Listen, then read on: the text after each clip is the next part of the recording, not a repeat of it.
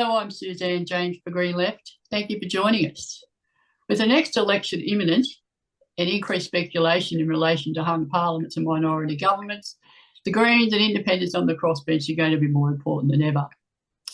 Following the redraw of their electoral boundary, the group Together for Riverina has announced Jenny Rolfe as their community-backed independent candidate, running up against Michael McCormack, the Incumbent National. Jenny joins us today to tell us more about her campaign and talk to us about her policy platform. Jenny Rolfe, welcome and thank you for joining us. Thanks for the opportunity, Suzanne. Now let's start by telling us who you are. Who is Jenny Rolfe and what prompted you to stand for election now? Great question. I'll start with what prompted me to stand. I was part of the kitchen table conversations that the precursor to Together for Riverina. It was a group called Voices for Riverina. They were going out into the community and talking to people about what was important to them, and I participated in that. And so I was following basically their journey, the report that was released as a result of that.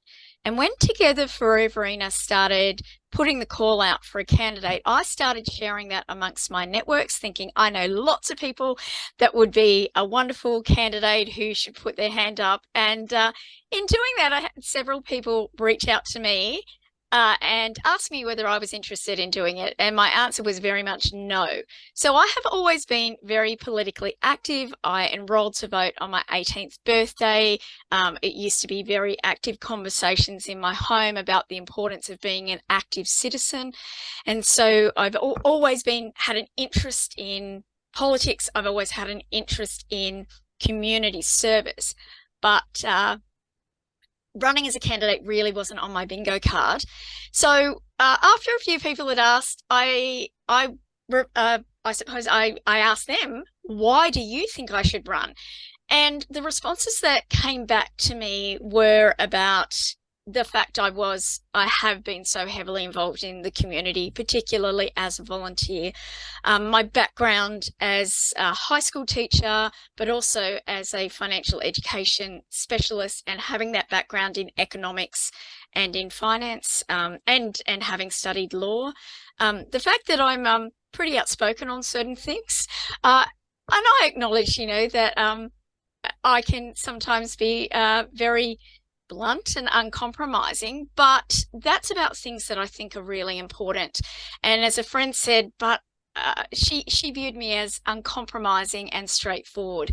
And when she said that, I thought, well, maybe I could give this a go. Maybe the things that I perceive as sometimes being a bit too much could actually be a benefit, because I'm not interested in playing games. I'm not interested in compromising my values. I very much believe that Riverina, as the electorate is distributed now especially, deserves strong representation. And I think sometimes in recent years that what's been in the best interest of our electorate has not been put at the front, and it's been relegated in favour of party politics. And I think that's wrong. I think we need our voices to be really represented well at a federal level, like we've seen with Helen Haynes down in Indi. She's done amazing stuff, and that all started with Voices for Indi, which is similar to the group Together for Riverina, and it's very much that grassroots movement of people from across the political spectrum just wanting good representation, wanting something better. So I did put my hand up.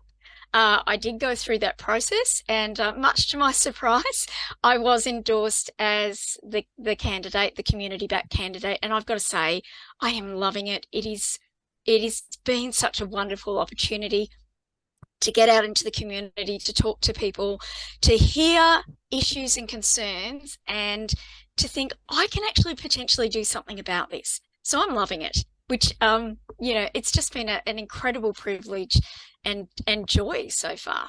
Well, congratulations on your pre-selection. You've explained a bit about who Together for Riverina are.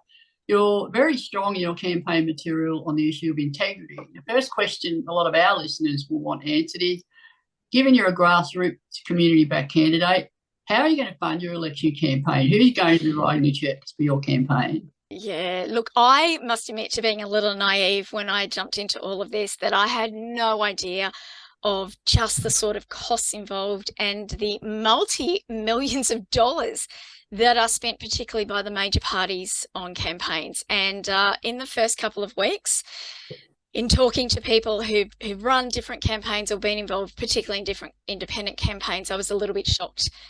Look, I am not particularly wealthy. I do not have a stash of money, set aside to be able to fund this.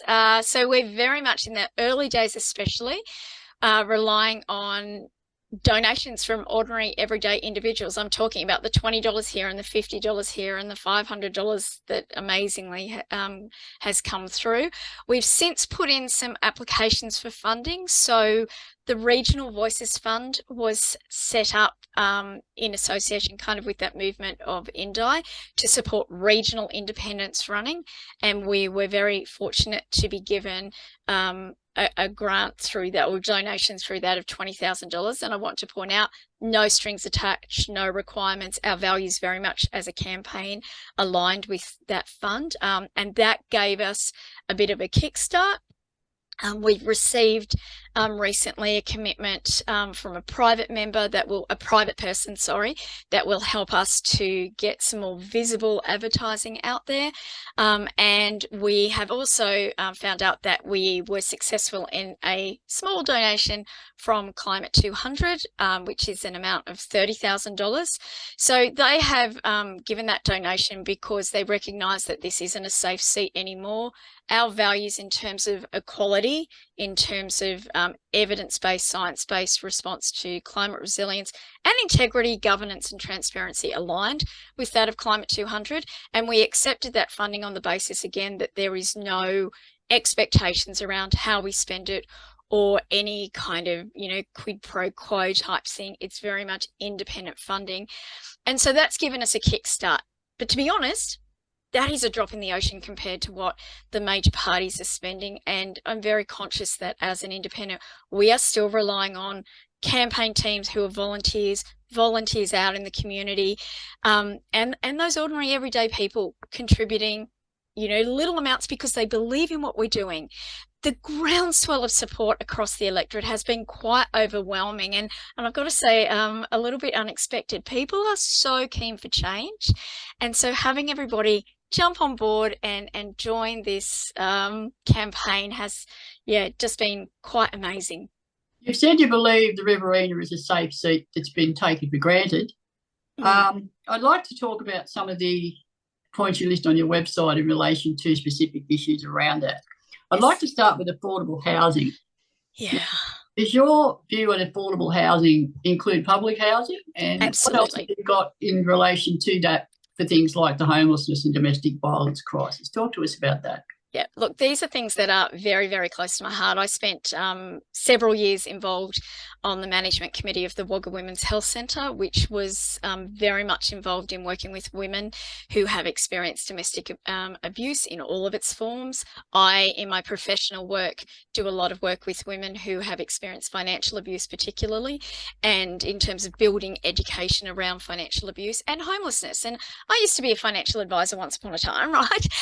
And lots of the clients that I worked with were women who were transitioning out of relationships. If I look back on it, I would say that a large portion of those had experienced financial abuse and were often at risk of homelessness. So these are things that these are issues I've been concerned about for a very long time. I run a podcast that talks about these systemic reasons that women experience financial insecurity. And I've spoken to people about things like homelessness, domestic violence. I think one of the core things around housing affordability, there are so many factors that come into play, but we know that over the last 20 years, especially 20 to 30 years, there's been significant disinvestment in social housing. So that means not just maintaining the existing stock of social and public housing, but actually there are fewer houses, despite the growing population, there are fewer houses that are available on a public housing, social housing basis. And to me, that's a travesty, because then that has implications for people being pushed out of the public and social housing sector into private market rentals. And that increases vulnerability And we've seen that play out in so many ways. So I personally am a big fan of genuine investment in public and social housing. We know that rentals in the Riverina, there are very few rentals that people can afford if they're in receipt of government income support benefits. And that's just not good enough, because housing should be a human right. It shouldn't be a wealth creation tool. And what we've seen, particularly in the last 20 years, is this shift of property being about having a roof over your head, whether it's through public social housing, private rental, or ownership. Right. We know that a third of our population relies on rentals, a third of our population are paying off a home, and a third of people own their own outright. But we're moving into this space because we have increasingly pushed property from an investment and a wealth creation tool perspective, that we're forgetting it's a basic human right. So, and we know that one of the reasons we've got this housing crisis now, it has not, been created in the last 2 years, 3 years, 10 years. It's actually been growing over particularly the last 20 years. And we can map that back to the introduction of, or the changes around capital gains tax discounting. We used to have a measure that was indexation, introduction of capital gains tax discounting. That's the moment where house prices really started. There's a beautiful graph that shows, house prices and income earnings, pretty much tracked each other. And then around 1999, 2000, earnings continued and house prices just skyrocketed. That was around the time that the first home owners grant was reintroduced in 2000. And we know that what happened was prices just went up. All of the proposals that we've seen in recent years, even though we have evidence and reports from that time that said we needed to look at tax reform, we needed to stop incentivizing investment, and particularly multiple property ownership. We need to, there has been very little done on the supply side. So we just don't have enough houses out there, but also we need policies that are going to address house prices, because even if we increase supply, we need to make sure that house prices are affordable for everybody. We are quickly becoming a nation of the haves, the have-nots, and the will never haves. And I think nothing more than in housing particularly. So what I would like to see is tax reform. I think we need to really tap into what the experts say about that rather than me talking about specific policies. I have some things in mind, but I think we need good evidence about what will work. We need to be addressing the supply side, so making sure that there are sufficient houses for people, and that includes social and public housing. And we need to make sure that we're not just pushing prices up further. So I'm not a fan of access for superannuation early, because that's just going to push up demand for. We need to actually restructure things to genuinely make a systemic difference, so that houses become affordable and secure, whether you're renting or whether you're purchasing. Another point on your website is in relation to the fact that you support, quote, equality, unquote. Now, equality means different things to different people. Can you tell us what you mean by equality and which groups in particular that includes? Okay, well, I've done a lot of work over the last 20 years, in particularly the gender equality space. And as I mentioned, I have my little podcast where we talk about the systemic reasons why women are more likely to end up living in poverty, and experience financial insecurity. So when I talk about equality, I'm very much coming from that experience of working in the gender equality space, but very much coming from an intersectional lens as well. So gender is only one aspect.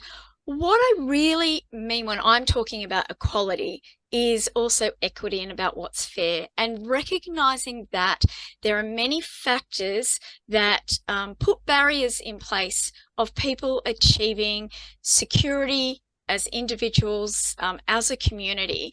And I think recognizing that our systems are often structured in a way that create an advantage for certain people. I have in front of my computer screen an image, and it's an illustration by Sylvia Duckworth that represents the wheel of power and privilege. And it looks at when you're in that center of the wheel of power and privilege, and dare I say, if you are a white, heterosexual, neurotypical man who has gone to private school, you are a native English speaker, you own property, you are more likely to benefit from the systems that we have in this country. Because, you know, even our legal system historically has been created by men for men. Our financial system, superannuation, the people who, and I'm a big fan of super, but the people who most benefit from superannuation are those people who tend to be white and wealthy and work consistently throughout their work life. It's a system that fails so many people, and I think we need to do better on that. So when I'm talking about equality, it's very much about tapping into people's different lived experiences, of being informed by those different lived experiences, of recognizing that systems and structures put barriers in front of some people that are not in front of other people. And there's a beautiful illustration of a race. I don't know whether you've seen that shows that so much. There's another illustration of people trying to watch a game through a brick wall, and different ways of being able to, you know, adjust. You know, someone's tall and can see over the fence, somebody's shorter and can't. And it looks at, you know, ways that we can actually deal with the issue and make things fair for everybody by, hey, let's just get rid of the fence. And I think when it comes to systems and structures around equality, I very much want to look at those systemic things. We can't tell people to pull themselves up by their bootstraps if they don't have bootstraps and they don't have boots. And as a child who grew up, you know, in a very financially disadvantaged family, I've seen that work in practice, that we actually need to look at the root causes of problems to create a genuine level playing field. And that might mean providing more support to some people than to others to address those core issues that lie at the heart of inequality. Because everyone should be able to thrive, right? Everyone should be able to make the most of their life. And you know, I think we all want so much of the same things. We want to be loved. We want to be safe. We want to be secure. We want to be able to make the most of who we are. Shouldn't we have a community and an economy that allows that to happen? That's my vision. I would love to see that for everybody. That brings us to improved access to services that you also list on your website as an area of focus. Tell us about that. And also, does that include improving access to services for people in the Riverina who have a disability, because they often struggle to access particularly the health services that they need here? Yeah, and this is something that has come up as I've been travelling around the electorate and talking to people in different areas. You know, the cost of living is top on the list, the housing issues are top on the list, and the next is usually access to healthcare services. And we know that there are several areas that have limited services or at risk of losing them, like Cootamundra at the moment. And it's an interesting space because, of course, health is something where the state makes a lot of laws and provides a lot of services and funds, but also there is federal government funding as well. So that interaction is really important between state and federal levels of government. Access to mental health services, access to doctors. We know that there are regions like Burrawa has no GPs on the ground at the moment, and there are other areas where there is 1 or 2 GPs. There might not be GPs who are providing on-call services in the hospital. That's problematic. And I think also aging people who are experiencing aging and being able to age in place. We often don't have the right services for them, and absolutely what you talk about, Suzanne, as for disability services as well. And we are failing on, I think, every single measure. And what also strikes me is when I talk to people in the regions, a lot of people have some really good ideas about how we can improve those access and improve services. And I think it goes to show that in the regions, we can often think about the deficits and what we don't have, but actually we are really innovative and we can come up with solutions as well. So listening to some of those ideas that people have, for example, about how do we attract and retain GPs in our area, and there are lots of local GPs that have great ideas about that too. I think recognising it's an issue, what causes the issue, and also we need to be careful that we're not just centralising services. Like there's some talk about, oh, if Cootamundra loses their pathology service, they're likely to lose their surgery, they're likely to lose midwifery, which is really problematic. We need to be ensuring those services are in communities, not just centralised to places like Wagga or places like Young, because then those systems become overloaded as well. We need to make sure that we're making sure that the services are out in the communities, based in the communities. And that is something that and we can't just, telehealth does a lot of great things, but telehealth is not the solution to everything. We sometimes need to sit in front of people and have those conversations. It's why we like being in regional communities, right? Because we have that sense of connection. And I think we need to make sure that we're not losing services we have and that we are improving the services and gaining access to the services that we don't have now. Absolutely. Now, the last point you had on your website was, and I quote, drive sustainable economic growth and address cost of living pressures, unquote.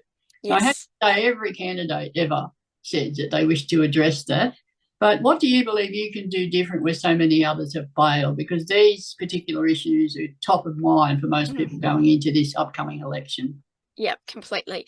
And I think an advantage that I have is I trained as an economist. That was the first degree that I did at uni. I was the first in my family to go to uni, and I went because I had amazing teachers that supported me to do that, and one of those was my economics teacher, and I loved economics. Having an understanding of how the economy works enables me to see where some of those pinch points really are, and being able to come up with effective solutions around cost of living and about, regional communities as well.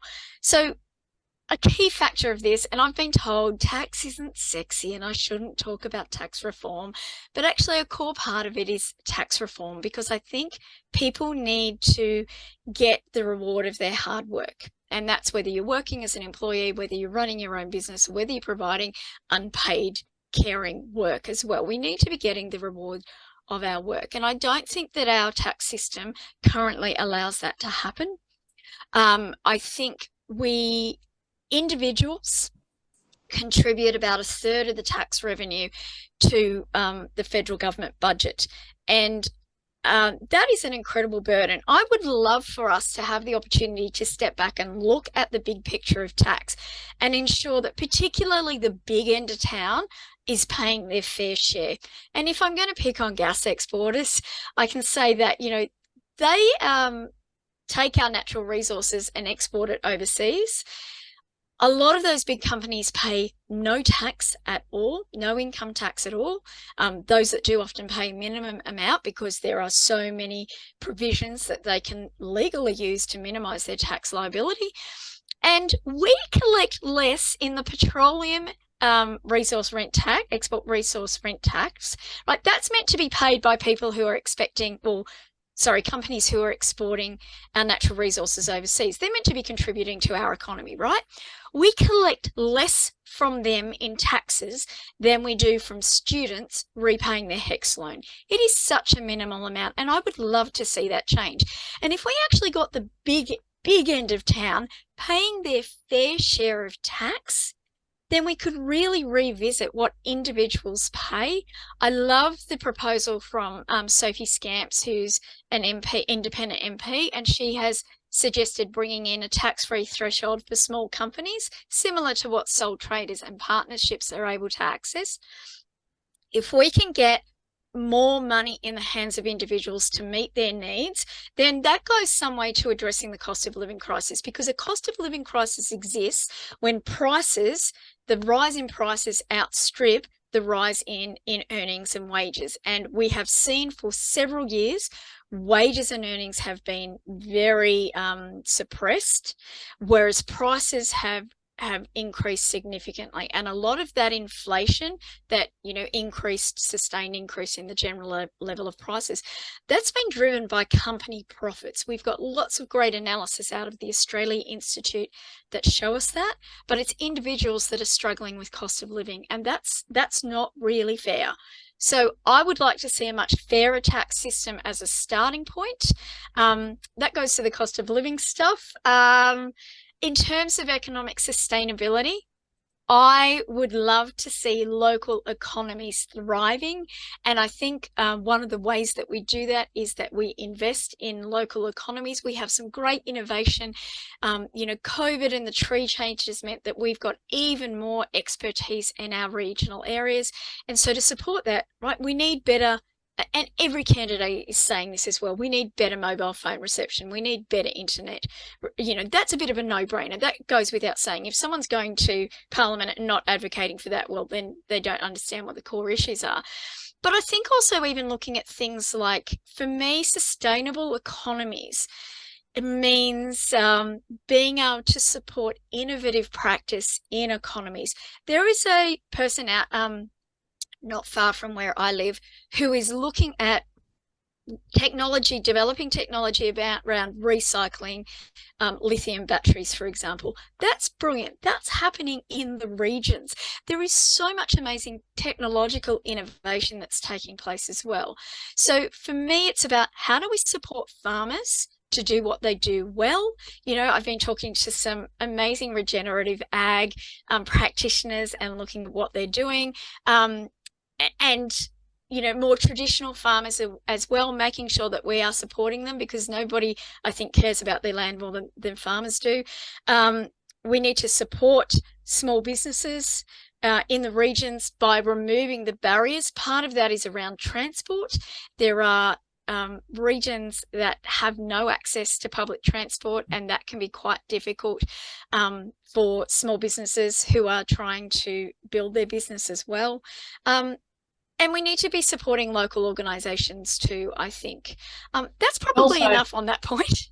Also, Yep. Local wage earners. I mean, all the technology and all the great mobile in the world's no good if bosses just simply have the power to force people who have been effectively working from home to go back to the office. What's your view on that?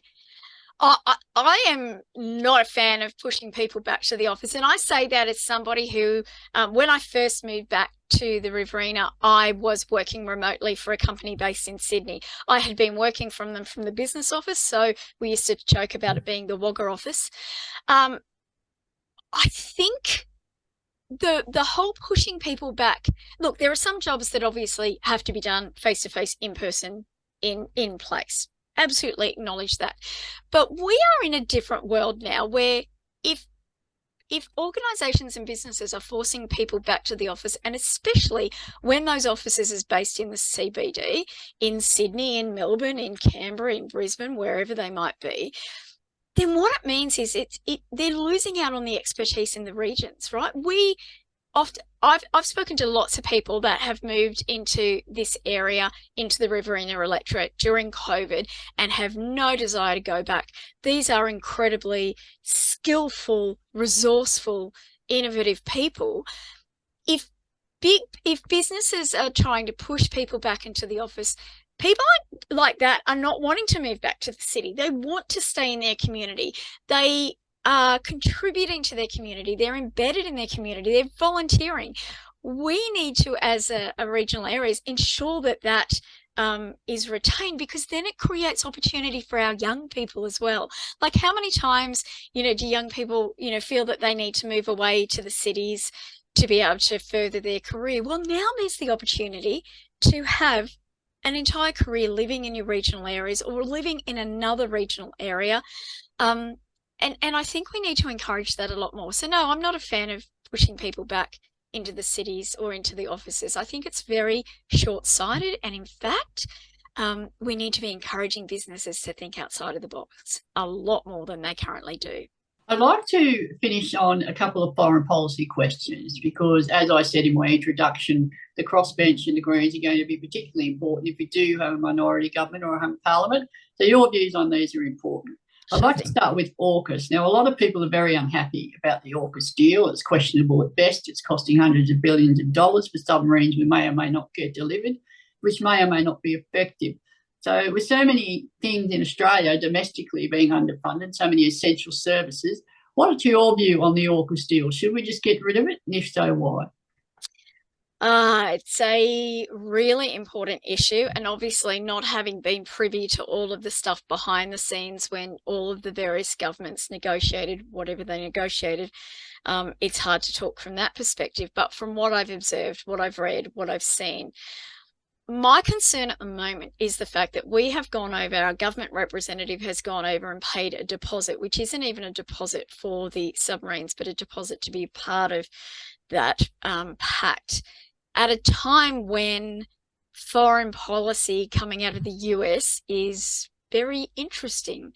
I have concerns about whether that agreement is going to be upheld. I have concerns about the fact that the current government of the US has said they are going to impose tariffs on particularly Australian aluminium, among other things, which then puts us at a trade disadvantage. I would like to see the government really step back and look at, is this deal actually in our best interests as a nation?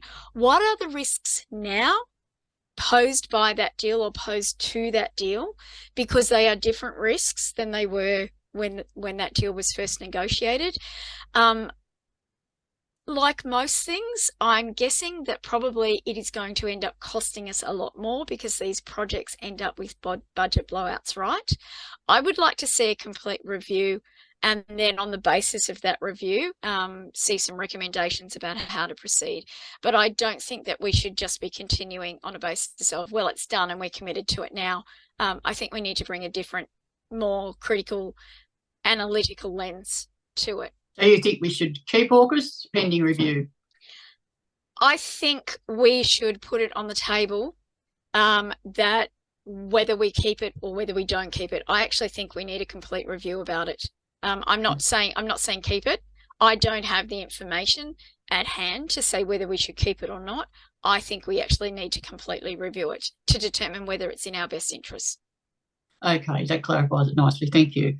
I'd like to ask you now what your view is on the current round of anti-protest laws. The federal government wants the states to enact yet more draconian anti-protest laws, which many of us consider to be outright undemocratic, this time on the grounds of the increase in anti-Semitism we're seeing as a result of what's happening in Palestine. What's your view on those laws? I believe that one of the fundamental principles of Australian democracy has been the ability of people to speak out and the ability to conduct legal protests. Any kind of measures that look at censoring or restricting that ability to protest, I think, need to be looked at with a very critical lens. I'm not a fan of violent protests, but I do think protest is a really important part of holding political parties, governments, and other players to account. And I would be very cautious about any laws that seek to restrict that. We need to ensure that protest is peaceful, that protest is safe, that protest doesn't cause harm. But I think we need to be very careful that we don't lose our rights as individuals to be able to speak up about the things that are important to us. I think that is a fundamental basis of democracy. I'd like to finish now on a question in relation to the ceasefire in Palestine and Israel, okay? Is it your view that Labor did enough to help pressure Israel into a ceasefire, or do you believe they could have done more in that respect? I think when it comes to a lot of international conflicts, there is a lot more that government should do. I understand that there are lots of incredibly complex factors involving the conflict in Middle East, but the actions by the Israeli government in bombarding innocent Palestinians, I think, is quite abhorrent. There have been so many innocent children and civilians injured and killed as a result of that action. And I think, as with any kind of conflict in the world, human life is sacred. And that is true regardless of where we live, regardless of our religious beliefs, regardless of our political beliefs. I believe that every government in the world should speak up where civilians particularly are caught up in conflict, and we should be doing more to protect the sanctity of human life. I do not believe in attacking innocent civilians in any respect. And this isn't just about protecting Palestinians. I don't believe in violence being used against the innocent civilians who were injured in the Hamas attack and subsequently hostages, for the women and children and men who've been killed in Ukraine. Also the conflicts in Africa as well that we often don't hear about because they're not as, I don't know, in the media as much, for whatever reason that might be. I think when it comes to this discussion around anti-Semitism, obviously anti-Semitism is not acceptable, but likewise, nor is anti-Muslim sentiment, nor is any kind of sentiment that targets people on the basis of who they are as people, on their beliefs, on their religion, on their, as I said, political ideology. I think that comes back to what I was talking about when it comes to equality and intersectionality. We are fundamentally humans. Human rights, human life is something that should be protected at all costs. We should be interacting with each other in a respectful way. We should be upholding all of the different diversity within our community. And it really, I get really concerned when I look at a lot of the trends and a lot of the hatred and a lot of the racism and a lot of the sexism and a lot, what our First Nations communities have had to experience, throughout, the time of colonization, but also, during the discussion around the referendum, and since then with the referendum not being supported by the majority of voters in a majority of states. I would love to see a lot more humanity brought into this, compassion. To me, that's the number one thing. And if we are not, as a government, supporting the humanity of people as a number one priority, then what are we doing? Because isn't that what government's meant to be about? It's meant to be by the people, for the people. And we need to centre people in that process. That's a really important thing for me. Going back to what you said in relation to Israel's behaviour in Palestine, and Yes. this is my final question to you, Yes. Jenny Rolfe. Should Labor have ceased military and political ties with Israel during what various UN bodies have now described as a genocide? Look, I am not a foreign policy expert. My personal opinion is there should have been more done. I'm not privy in that inner circle to say what they considered and what they looked at. Did it feel like it was a bit of a soft response? Absolutely. I would have liked to have known what alternatives were available, what was available to them. I think, and it is important to separate here the civil government of Israel, the Israeli government, from people of Jewish faith. I am not talking about attacking people of Jewish faith at all. But in terms of government to government, it does feel like there was more that could have been done. Yes. Yeah. So does that involve cutting military ties? I don't have all of the information available to me about what the implications of that would be and what that would involve. Well, the implications are that there's multi-billion-dollar defence contract industry, Australia-based in Israel right now, that is still supplying, as far as we know, various components. And a lot of people just want to know what you think. Should we be doing that or not?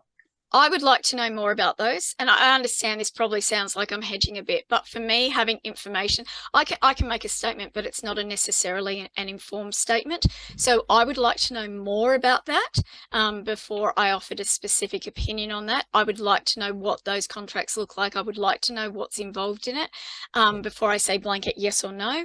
For me, making decisions and having opinions based on evidence is really important, and I don't have that evidence, but I'd be really interested in finding out more so that I could then express an opinion, an informed opinion on that.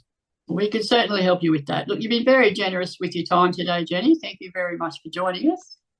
Thank you, Suzanne. Thank you for your questions. It's great to have an opportunity to talk about these things and to get into the nitty-gritty as well. And I'm more than happy for anyone to do that, to reach out to have a conversation, because the more conversations, the more information, the better informed I am as a candidate, and hopefully as the MP after the election.